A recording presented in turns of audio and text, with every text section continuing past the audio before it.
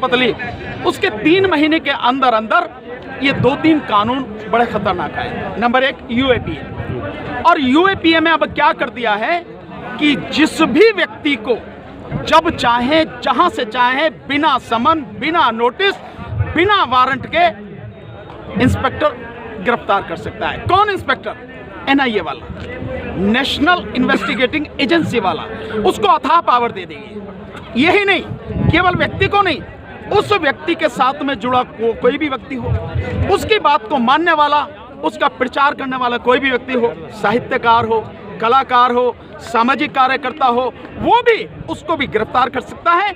उसके घर में भी बिना किसी वारंट के जाके जो है उसकी तलाशी ले सकता है और उठा के जेल में बंद कर सकता है। क्या ये लोकतंत्र है? क्या ये संविधान का हनन नहीं है? संविधान के माध्यम से जो मुझे अधिकार मिले हैं उनका हनन नहीं है। आप किसी को भी कैसे गिरफ्तार कर सकते हैं? और नतीजा उसका ये हुआ क्योंकि यूएपीए कानून बनाया ही इसलिए गया था कि जो भी लोग सरकार के खिलाफ बोलें, और सरकार को ये मालूम था क्योंकि जिस हिंदू राष्ट्र के एजेंडे पर ये काम कर रहे हैं और 2025 में जिस हिंदू राष्ट्र को घोषित करने जा रहे हैं, और वो हिंदू राष्ट्र नहीं, वो मनु राष्ट्र होगा। हिंदुओं की बात नहीं है, क्योंकि कितने हिंदू हैं जो इस आंदोलन में हैं, कितने हिंदू हैं जिनको इस सरकार ने बर्बाद कर दिया जो हिंदुओं की बात करती है। इसलिए वो जो सारे के सारे लोग हैं उसके हिसाब से काम कर रही है। इसीलिए बहुत सोच समझ के एक षड्यंत्र के तहत वो ये कानून लेकर आए, और साथ में एक कानून इन्होंने गड़बड़ किया, जो आरटीआई एक्ट है, जो हमारा सूचना का अधिकार अधिनियम है, उसको पूरी तरह से खत्म कर दिया। तो ना सूचना आपके पास होगी, ना आप सरकार की कमियां कमजोरियां जान सकोगे, ना सरकार का घोटाला और उसकी गलतियां जान सकोगे, ना आप लड़ सकोगे। एक आंकड़ा हमारे पास आया था कि इसके तहत सबसे ज़्यादा जो लोग यूएपीए के तहत जो सबसे ज़्यादा गिरफ्तारियाँ हुई हैं उसमें अल्पसंख्यक सबसे ज़्यादा इनकी गिरफ्तारी हुई है, या फिर अनुसूचित जनजाति हुई है। बिल्कुल सही है, ये आंकड़ा बिल्कुल सही है। अगर आप दिल्ली का देख लो कि दिल्ली दंगे किसने करवाए? बीजेपी ने। दिल्ली दंगों में गृह मंत्री और गृह मंत्रालय पूरी तरह से शामिल था, लेकिन जो 2200 लोगों को गिरफ्तार किया गया है, उन 2200 लोगों में 2000 से ज्यादा वो लोग हैं या तो मुस्लिम हैं, या SC/ST के लोग हैं, या जो सामाजिक कार्यकर्ता हैं जो सरकार की गलत नीतियों के खिलाफ आवाज उठा रहे हैं। इसके अलावा और आप देखें, भीमा कोरेगांव वाला जो कांड है, उसमें जितने भी लोगों को गिरफ्तार किया गया, उस सारे के सारे लोग वेल एजुकेटेड, वेल क्वालिफाइड सामाजिक कार्यकर्ता, प्रोफेसर और एडवोकेट हैं। क्या कसूर है आनंद तेलतुंबड़े साहब का, जिन्होंने 35 किताबें लिखी हैं, दुनिया की अलग अलग यूनिवर्सिटी में जिन्होंने पढ़ाया है। इसी तरह से सुधा भारद्वाज विदेशों में पढ़ के आई और वहां से पढ़ के आदिवासियों के लिए काम कर रही, उनको भी बंद कर रखा है। 83 साल के बुजुर्ग फादर स्टैनले, जिनको बीमारी है पार्किंसन की, हाथ कांपते हैं, उनको आपने गिरफ्तार करके बंद कर दिया। तो सरकार को सोचना नहीं चाहिए, इससे ज्यादा भी कोई और दुरुपयोग हो सकता है। तो ये दुरुपयोग है, इसी के लिए बनाया क्योंकि जो सरकार काम करने जा रही है उसी में ये सारी चीजें काम आएंगी। एक बात पूछना चाहूँगा कि आपको क्या संभावना लग रही है कि आने वाले समय में और कौन से किस तरह के बिल पेश और पास हो सकते हैं? देखिए, मैं नहीं जानता कि उनकी उसमें क्या क्या उनके वो सब करना चाहेंगे। हमारा केवल एक, आप संविधान के खिलाफ काम करोगे, और उससे भी कहीं ज्यादा जब आप देश को तबाह और बर्बाद करने के लिए काम करोगे, हम उसे बर्दाश्त नहीं करेंगे। आप जो कर सकते हैं, तानाशाह बने हुए हैं, और हम जानते हैं कि तानाशाही आपकी कायम रहे, उसी के लिए आपने देश की सेना को सीधे अपने हाथ में लिया है। तीनों सेनाओं के ऊपर एक आपने चीफ ऑफ डिफेंस स्टाफ बैठाकर विपिन रावत को सीधे सेना को अपने हाथ में ले लिया। इसका मतलब जो सेना आज तक राष्ट्रपति के हाथ में थी, अब से पहले आपने राष्ट्रपति के हाथ से लेकर सेना को सीधे प्रधानमंत्री ने अपने हाथ में ले लिया, और सीधे जो है उनके प्रति उत्तरदायी उसको विपिन रावत को CDS को बना दिया। इसका मतलब ये है कि आप ये काम किस लिए कर रहे हैं? तानाशाही के लिए। क्योंकि जो तानाशाह होता है, जो अपनी हर बात को जबरदस्ती देश की जनता पर थोपना चाहता है, वही व्यक्ति सेना को अपने हाथ में लेता है। इसीलिए उन्होंने ये किया है। लेकिन अब अति हो चुकी है, आंदोलन के लिए पूरा देश अब सड़क पर है, लगातार ये काफिला, ये आंदोलन बढ़ता जा रहा है, और अब इस पूरी गंदगी को साफ करके ही ये आंदोलन रुकेगा, उससे पहले नहीं। संविधान कैसे बचाएंगे? संविधान यही बचाएंगे जो आंदोलन करने वाले किसान हैं, इनके साथ में जो मजदूर हैं, जो एडवोकेट हैं, डॉक्टर्स हैं, इंजीनियर्स हैं, नौजवान हैं, महिलाएं हैं, पुरुष हैं, सारे लोग देश के आज आंदोलन कर रहे हैं, मिलकर आंदोलन कर रहे हैं। सरकार के पास सारी न्यूज़ है। यहाँ भी जो सब कुछ हो रहा है, कोई ना कोई इंटेलिजेंस का आदमी होगा, सब उनके पास खबर जा रही है। तो उन्हें मालूम है कि आंदोलन कितना व्यापक है, जड़ें इसकी कितनी गहरी हैं और कितना मजबूत है। इसी आंदोलन से साफ होगा सब कुछ। और मैं तो यही कह रहा हूँ, बेहतर सरकार के लिए यह है जितनी जल्दी हो सके हाथ जोड़ के किसानों से, देश के लोगों से माफ़ी मांगे, मुझसे गलती हो गई, और तीनों कानून वापस ले लें, एमएसपी को कानून बना दें। अगर नहीं हुआ, चाहे जितना समय लग जाए, आंदोलन रुकेगा नहीं और मजबूत होगा। और अगर जरूरत पड़ी तो मोदी जी और मोदी जी की सरकार बीजेपी आरएसएस को उखाड़ के फेंक दिया। तो देश के लोगों के पास संवैधानिक ऐसा कौन सा अधिकार है जिसके तहत हम लोग विदेशी सरकारों से या किसी तरीके से या यूनाइटेड नेशंस का इंटरफेयर करा सकते हैं? नहीं, देखिए, यूनाइटेड नेशन का इंटरफेयर ऐसे नहीं हो सकता, लेकिन क्योंकि मानवाधिकारों का उल्लंघन हो रहा है। दूसरा, जो अंतर्राष्ट्रीय चार्टर के तहत सरकार ने उन चार्टर को मानने की, स्वीकार करने की सिग्नेचर उस पर किए हैं, ये उसकी जिम्मेदारी है। इसीलिए आप देख रहे हैं धीरे धीरे आवाज उठने लगी है। कनाडा के जो प्राइम मिनिस्टर हैं, उन्होंने बोला है। यूएस में भी अब लगातार हलचल होने लगी है। तो यूरोप में, एशिया में, सब जगह ये सारी चीजें धीरे धीरे होंगी। मानवाधिकार संगठन जो है वो भी अपनी कार्रवाई धीरे धीरे करेंगे। तो हमारी बेसिक सीमाएं हैं, लेकिन ये आंदोलन दुनिया में पहुंचेगा, बशर्ते हमें संवैधानिक तरीके से, जैसे हम आज तक कर रहे हैं, ऐसे ही हम आगे करते रहें और आगे करेंगे। साथ में ऐसे पहुंचेगा, ये आंदोलन की जीत बहुत बड़ी होगी। मैं आपको बता दूं, जो ये अंबानी है और जो अडानी है और इनके साथ में लाला रामदेव है, इन तीनों के उत्पादों का पूरी तरह से हमें बहिष्कार करना है, पूरी तरह से। जितना जबरदस्त, जितना मजबूत हमारा बहिष्कार होगा, हमारा आंदोलन उतना ही मजबूत होगा, उतनी ही जल्दी हम अपनी मंजिल पर पहुंचेंगे। अंबानी का क्या है? अंबानी के कई तरह के जो न्यूज़ 18 करके चैनल्स हैं, कई कलर्स नाम के जो टीवी चैनल्स हैं, सब उसी के हैं। जहां भी लगभग 65 चैनल, बिल्कुल 65 चैनल है उसके। वो साथ में जो उसके पेट्रोल पंप हैं, हम में से जितने भी साथी अपनी गाड़ी में, स्कूटर में, अपने ट्रक में, ट्रैक्टर में, कहीं भी तेल भराएं, कुछ भी कर लें, अंबानी के पेट्रोल पंप पर नहीं जाएंगे, रिलायंस वाले पे नहीं। कितने लोग इस बात का समर्थन करते हैं? हाथ खड़ा करते हैं, बताइए कितने समर्थन करते हैं जी। दूसरा, प्रताप जी, एक मैं पूछना चाहता हूं सर, एक चीज अभी वो छोटी सी रहेगी, बस 1 मिनट में। इसके साथ साथ जो जियो है और जितने भी इनके, जहां रिलायंस अंबानी देखो, उसका बहिष्कार करना है।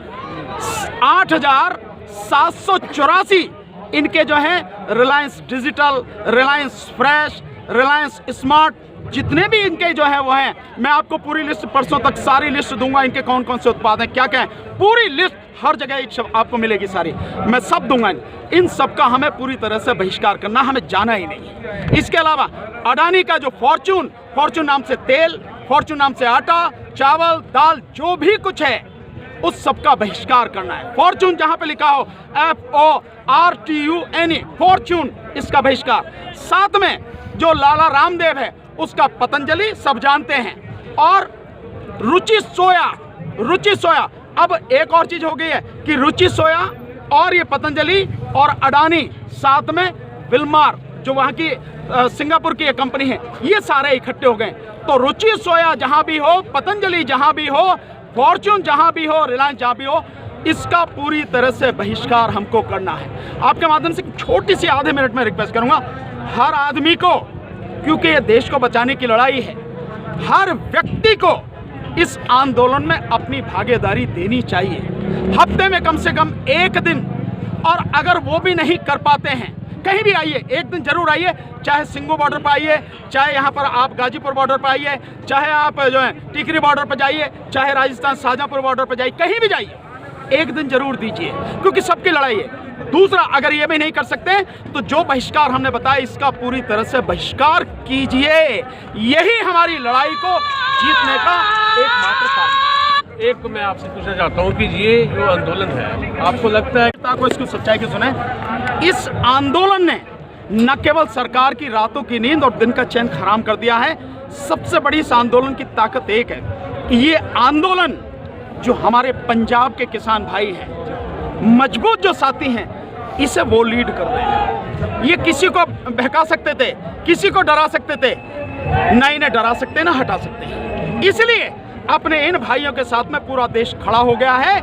इसलिए ये आंदोलन न केवल सरकार को सही सबक सिखाएगा, कानून वापस लेने पर मजबूर करेगा, बल्कि आगे आने वाले जो आंदोलन होंगे उनको बहुत कुछ सिखा रहा है। मैंने अपनी जिंदगी में ऐसे आंदोलन नहीं देखे। मैं हिस्ट्री का छात्र रहा हूँ, इतिहास मैंने पढ़ा है, एमए तक मैंने इतिहास में, न केवल इतिहास में बल्कि आज़ादी के बाद इस देश में इतना सुनियोजित, इतना अनुशासित और इतना सशक्त आंदोलन मैंने अभी तक नहीं देखा जो ये आंदोलन है। इसलिए इस आंदोलन में किसानों की और देश की जीत होगी। एक सवाल और करना चाहता हूं। जैसे आज हमारी जो टक्कर हमारे किसानों की वो सीधी कारपोरेट घरानों से है, सरकार से भी नहीं, एक तरह से समझा जाए तो कारपोरेट घरानों से। आपको नहीं लगता कि किसानों को और हमारे मजदूरों को या इनको दोबारा फिर से कोऑपरेटिव सोसाइटीज़ की तरफ ध्यान देना चाहिए? नहीं, निश्चित रूप से देखिए, हम तो अगर जरूरत पड़ेगी तो हम आगे तक भी जाएंगे। आपका क्या सुझाव है? बिल्कुल ये सही सुझाव है। हमारी जो कोऑपरेटिव सोसाइटी थी, उन सोसाइटीज को हमें मजबूत करना पड़ेगा। भाई अगर सरकार से टक्कर ही लेनी है, जब सरकार इसी बात में आमादा है, तो जो भी बेहतर रास्ते होंगे हम उस पर चलेंगे।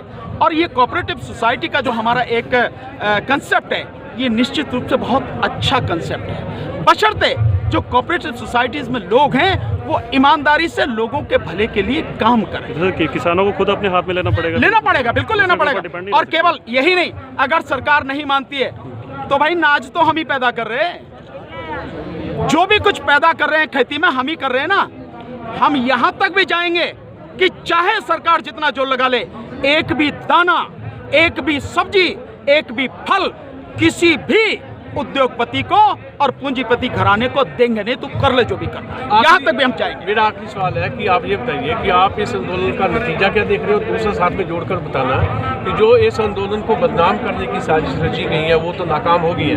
अब आप सरकारी तरफ से कोई शरारत देख रहे हो कि इस आंदोलन को फेल कैसे किया जाए? देखिए, वो शरारत हमेशा करेंगे। इस शरारत के लिए आपको दूसरे सबूत की जरूरत नहीं है। जब प्रधानमंत्री बजाय किसानों से बात करने के 3 घंटे की नौटंकी करते हैं और उस नौटंकी में झूठ ही झूठ बोलते हैं, सच एक शब्द भी नहीं है, और उस नौटंकी पर किसानों का, मजदूरों का, इस देश के टैक्स पेयर का 250 से 300 करोड़ रुपया खर्च करते हैं और अपनी गलती मानने को तैयार नहीं है, तो आपको समझ जाना चाहिए कि सरकार जो उसने कुछ जो बदतमीज टाइप के लोग जो हैं, कुछ एमएलए, कुछ एमपी, जो ये सारे तत्व हैं जो छोड़ रखे हैं, ये आगे और बढ़ेगा। हमें इससे परवाह करने की जरूरत नहीं, ये कुछ भी इनसे डरने की, इस बात पर ध्यान देने की भी जरूरत नहीं। हमें ध्यान सिर्फ इस बात पे देना है, हम अपना मोर्चा, हम अपना आंदोलन कैसे मजबूत करें, हम अपनी शक्ति को कैसे बढ़ाएं और कैसे गांव-गांव तक, घर-घर तक, हर व्यक्ति तक अपनी आवाज़, अपना आंदोलन और सच्चाई पहुंचाएं। हमें इसी को, और साथ में बहिष्कार जो हम कर रहे हैं उसको कैसे पूरी तरह से सफल बनाएं, यही हमें करना है। सरकार अपनी आदत से बाज नहीं आएगी, क्योंकि सरकार, देखिए दिक्कत ये होती है कि जब आप, जो आपके आका हैं, उनकी गुलामी में इतने आप रम जाओ कि आपको कुछ नजर ही नहीं आता। वो कहते हैं ना कि सावन के अंधे को हरा ही हरा नजर आता है। तो अंबानी और अडानी की गुलामी में माननीय प्रधानमंत्री जी को कुछ नहीं नजर आता, तो वो तो जो कर सकते हैं बदनाम करने के लिए करेंगे। उनसे एक सवाल ये पूछा जाए, जब कोरोना संकट में पूरे देश के लोगों को, जिनको खाना नहीं मिल रहा था, उन्हें खाना खिलाने की बात आई, यही गुरुद्वारे, यही हमारे सिख समाज के भाई हर जगह जा जा के खाना दे रहे थे, खाना बांट रहे थे। दिल्ली सरकार ने कहा 2 लाख लोगों को खाना बनाना है, हमें खाना चाहिए, उन्हीं गुरुद्वारों में बनता था, उन्हीं गुरुद्वारों से जाता था, महीनों तो खाना बनाया। तब खालिस्तानी नहीं थे देश में, क्या दुनिया में कहीं भी आप देखिए, रिपोर्ट देखिए उस दौरान की, दुनिया में आप इंग्लैंड में देखिए, आप यूरोप के कई देशों में वहां देखिए, वहां खाना दे रहे हैं, खाना बांट रहे हैं। नेपाल में दिक्कत आई, वहां गए खाना बांटने। देश के किसी कोने में कहीं बाढ़ आ जाए, कहीं सूखा पड़ जाए, कोई दिक्कत आ जाए, यही सिख समाज के हमारे भाई, यही हमारे गुरुद्वारे सब कुछ लेके वहां पहुंच जाते हैं, बिना जाति, बिना धर्म, बिना छोटे ऊंचे बड़े, किसी का भेदभाव नहीं, काम से सेवा करना, वहीं लोगों को खाना खिलाते हैं, कपड़े की जरूरत हो तो वो देते हैं, सब कुछ करते हैं। तब नहीं नजर आते ये खालिस्तानी है क्या है, तब क्या होते हैं ये लोग। तो ये एक सरकार का एजेंडा है और घटिया एजेंडा है। मैं यही सलाह दूंगा कि प्रधानमंत्री को बाज आना चाहिए इस तरह की सारी चीज़ों को करने से। ये सारे के सारे लोग इस देश को बचाने की लड़ाई लड़ रहे हैं, जिसको आप तबाह करना चाहते हैं और चंद उद्योगपतियों की चौखट पर गिरवी रखना चाहते हैं। और किसान अपनी लड़ाई नहीं, हर किसी की लड़ाई लड़ रहा है, क्योंकि जो कानून है उस कानून से किसान तो बर्बाद होगा ही, साथ में जो गरीब है, मजदूर है, वो बर्बाद होगा, साथ में जो व्यापारी बीज, खाद, कीटनाशक और खेती से जुड़े हुए यंत्र और टेक्नोलॉजी देता है, वो व्यापारी पूरी तरह से तबाह हो जाएगा। साथ में जो आड़ती है, वो आड़ती पूरी तरह से तबाह हो जाएगा। इसका मतलब ये हुआ कि पूरे देश को तबाह करने के लिए आपने एक कानून बनाया है। क्यों? क्योंकि आपको अंबानी और अडानी की गुलामी कुछ ज़्यादा ही पसंद आ रही है। तो प्रधानमंत्री को सलाह, श्रीमान आप वहाँ से निकलें बाहर, यहाँ आके हाथ जोड़ के माफ़ी मांग के कहें कानून वापस ले रहा हूँ, एमएसपी को कानून बनाओ। सर